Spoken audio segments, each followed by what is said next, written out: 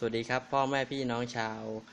เกมมิ่งเกียร์ชมรมรักเกมมิ่งเกียร์ระดับเทพทุกท่านนะครับผมถ้าเกิดพูดอะไรผิดพลาดไปต้องขออภัยณที่นี้ด้วยนะครับ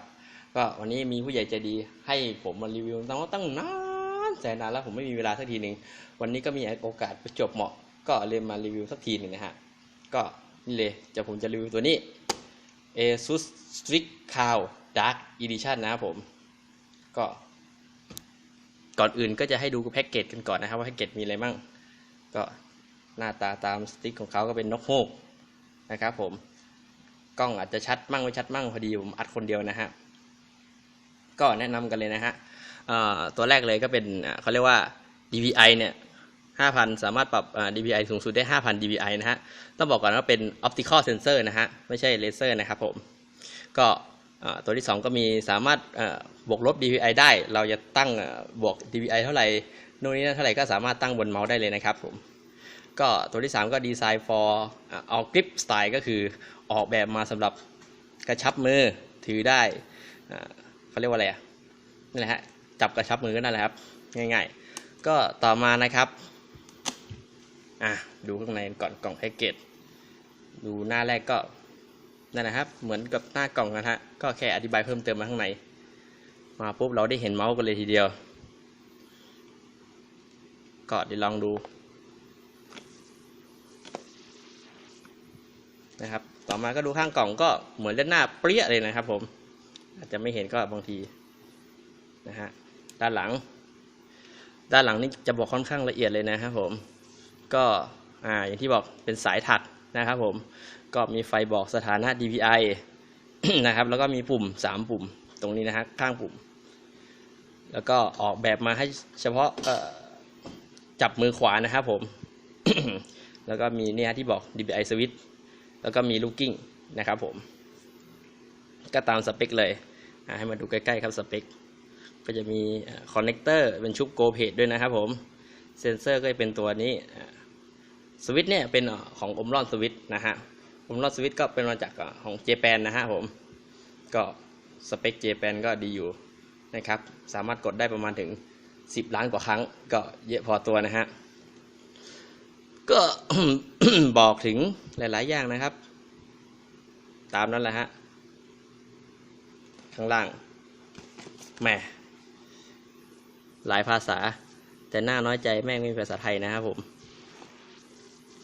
ข้างๆก็เขียนอธิบายไปนะครับหมดแล้วครับรีวิวนะฮะเดี๋ยวผมจะอันบ็อกกันให้ดูสดๆกันเลยเดียวแกะกันเลยนี่ยังไม่ได้แกะประเดิมเลยนะฮะแกะกันแล้วปุ๊บ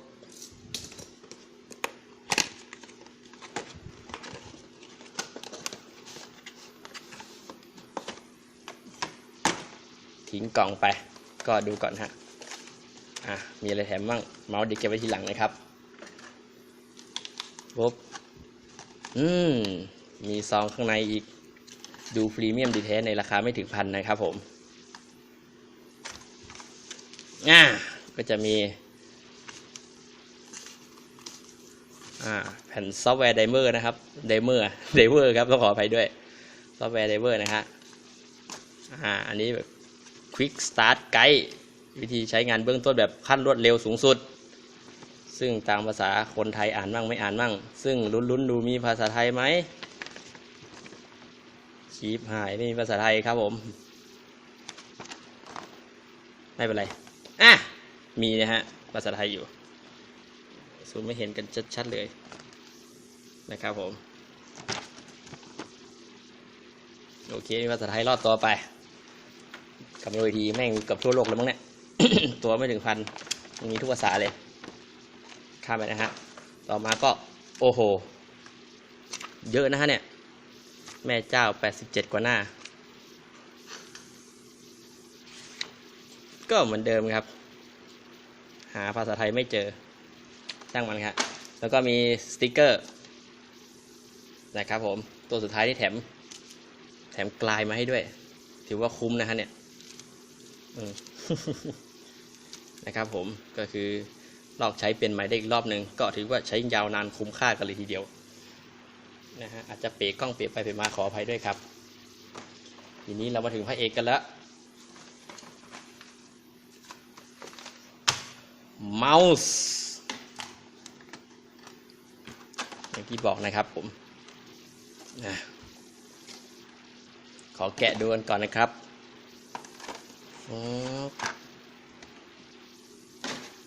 ว้าสวยนะฮะเนี่ยรอเราเอาการเลยทีเดียว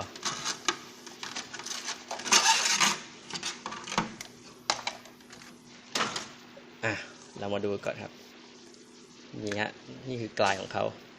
มี3 จุดนะฮะ1 2 3นี่อะไรเอ่ยอ๋อนี่เป็นเซ็นเซอร์บอกลอกได้นู่นนี่นั่นนะจ๊ะโอเคจ้ะที่รักจ๊ะพี่ก็ลอกซะก็มาดูทรงเมาส์กันเลยดีกว่าครับ